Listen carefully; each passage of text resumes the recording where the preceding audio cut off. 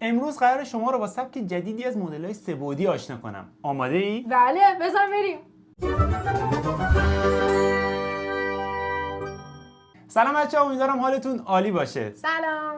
خب امروز قراره یه مدل جدید براتون بیارم که شاید خیلیاتون ندیده باشید تا الان و یک ایده فوق‌العاده برای کسب و کاره، خیلی جذاب و در عین حال خیلی ساده و کوچولو موچولو. به این سبک مدل‌ها میگم مدل‌های کارتی. بذارید بهتون نشون بدم. خب من یه مدلی رو چاپ کردم. قبل از اینکه بهتون نشون بدم، اول بیایم و نمونه کامل شده‌شو ببینیم. این نمونه کامل شده این فسقلیه. خب خیلی گوگلی خدا. خیلی باله. خب خیلی و این مدل چطوری بوده؟ این مدل به این شکل، به شکل کارتی، من بیارم، به شکل کارتی چاپ شده و خیلی جذابه. همونطور که می‌بینی مخصوص پرینترهای کسایی که پرینتر رنگی دارن. البته اونایی که پرینتر رنگی ندارن هم میتونن، این فایل‌ها معمولا اینجوری طراحی شده که جدا جدا مدل‌ها رو میتونید خودتونم جدا جدا اینا رو پرینت بکنی با رنگ‌های مختلف و رو هم سوار بکنی. ولی اونایی که رنگی میتونن چاپ بکنن دیگه برای اون کار خیلی ساده‌تره. کل این پکیج رو یک جا با هم دیگه چاپ میکنن. من یه چی بگم، خیلی بچه‌ها مثلا به خاطر اینکه مثلا میگن خیلی فیلامنت زیاد مصرف میکنه یا زمانش طولانی و اینا، میگفتن ما خیلی دلسرد داریم نسبت به پرینترهای رنگی، ولی واقعا الان همین یه دونه خودش نشون میده که چقدر مثلا تو پرینترهای رنگی چیز جذابیه و واقعا میشه با همین پرینترهایی که مثلا رنگی میزنن کسب و کارتون رو راه بندازید. خیلی جذاب. بچه‌ها در مورد تایم خیلی نکته خوبی گفتی. یه نکته‌ای که پرینترهای رنگی دارن، پرینترهایی که میتونن چند رنگ چاپ بکنن، تایم بیشتری صرف این میشه که بیاد فیلامنت رو عوض بکنه. شما اگر بخواید یه دونه از این چاپ بکنید، مثلا این فکر کنم هولوش 3 ساعت طول میکشه یه دونش. جالبش اینه شما اگر 2 تا از اینا چاپ بکنی میشه 3 ساعت و نیم. 3 تا میشه 4 ساعت. یعنی هر یه دونه‌ای که اضافه میکنید روی صفحتون نیم ساعت فقط اضافه میشه. چرا؟ چون دیگه تایم عوض کردن فیلامنت نداره. چرا؟ چون یه بار عوض میکنه میره همه جا این که اون رنگو میخواد استفاده کنه رو استفاده میکنه. پس این باعث میشه که اون تایم عوض کردن تقسیم میشه به روی مدلاتون. پس زمانی خیلی میارزه که شما رنگی چاپ بکنید که بخواید تعدادی از اون مدل رو کپی شده بسازید. یعنی مثلا همین مدل رو بیاین رو صفحه بچینید و تا کل صفحه رو بچینید از این مدل، بعد اون وقت عملاً تایم عوض کردنش روی هر کدوم بخوایم حساب کنیم خیلی کم میشه. یعنی حالت عادی اگر تک رنگ می‌خواستین نیم ساعت چاپ بشه، حالت رنگیش عملاً مثلا میشه 45 دقیقه و اون تایم زیادی نشده. چقدر خوب، عالیه. و چقدر شما رو جلو میندازه از این نظر که شما دیگه اصلا کاری ندارید و اینکه خیلی قطعات دیگه تو هم مثلا پرینت شدن خیلی محکم‌تره. مثلا فکر کنید این چرخاش که می‌بینید، خب این داخلش دیگه چاپ شده دیگه نیازی شما اینو جدا چاپ کنید تو هم جا بزنی چسب بزنی. تمیز مرتب دیگه نیاز نداره مثلا تو خیلی از مدل‌ها رنگش کنی. دقیقاً این چیزی شده. ببینید صندلیش هم داره اینجوری جدا میشه و خیلی باحاله. و ببینید اینجوری میاین و بذار من با این گوشی ویدیو بگیرم که نشون بدیم. بعد یه سوال الان دارم اینجا.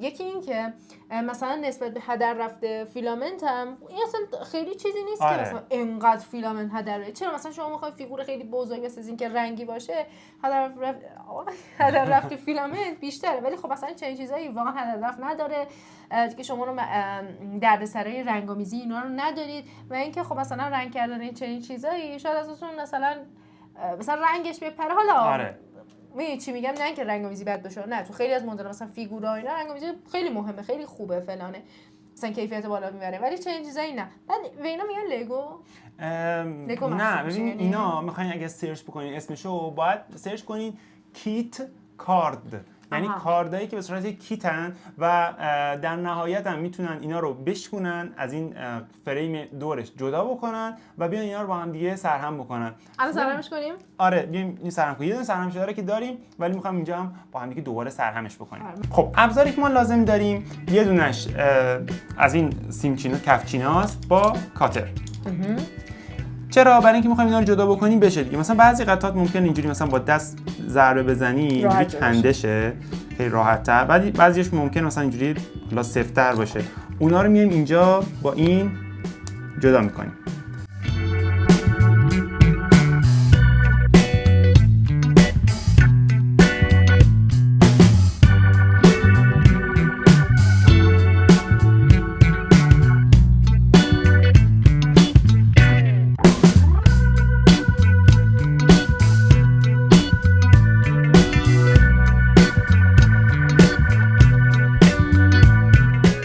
ما قطعاتش جدا کردیم. حالا میخوایم اولش مثلا از همین شاسی جا شروع کنیم. ببینیم میایم اینجوری چرخه رو اینجوری میذاریم روش، بعد با دست محکم فشار میدیم جا میره. از اون طرف نایس، صدای قشنگی داره جا رفتن. خب این چرخاش که سوار شد، میایم حالا صندلیشو جا میذاریم. صندلی رو اینجوری آقاش برسونیم. صندلیش این فرمونش اینجا با مزه است. خیلی گوگلیه. بعد اینجوری میایم تو این قسمت. خب فرمونش هم جا زدیم.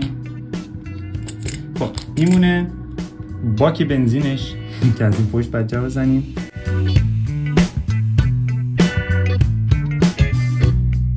اینم اون قفل کنندش. با این قفل کننده طراحی خفنی داره. طراحیش عالیه.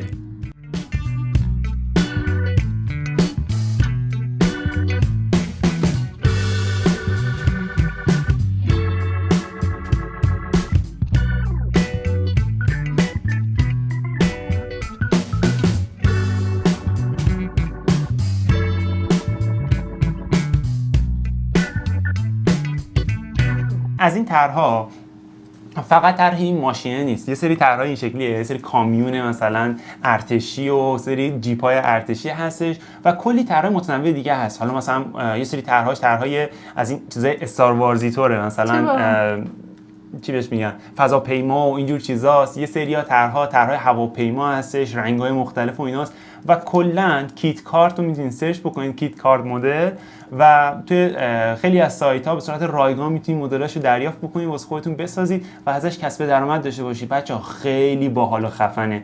شما میتونید یه بسته‌بندی خوب واسش درست کنید. واقعا خیلی یعنی اون طراح نازنینی که اینو طراحی کرد خیلی جالبه. ویدیوش هم گذاشته که براش یه دونه قشنگ پروسه‌شو گذاشته، خیلی جذاب بود. من اولین بار که دیدم اومده بود اینو طراحی کرد به این صورت، بعد اومد با یه پرینتر اومد عکس نهایی واسه این درست کرد، روی جعبهش چاپ کرد، جعبهشو برش زد، اینجوری آماده کرد. خیلی باحاله.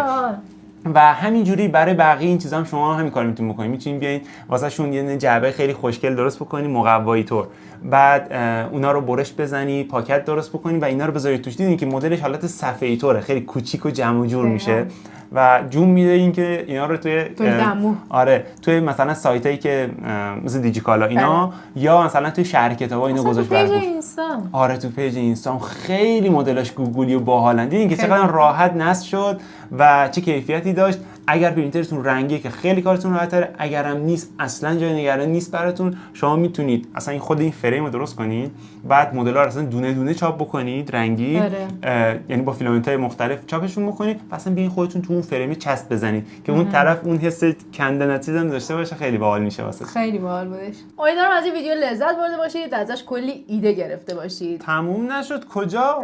بچه‌ها تا الان ویدیو رو لایک نکردید؟ ویدیو رو لایکش کنید، زنگوله رو هم بزنید، بذارید رو حالت آل که ویدیو میذاریم سریع با خبر بشید. دوستتون داریم و تا یه ویدیوی دیگه خداحافظ.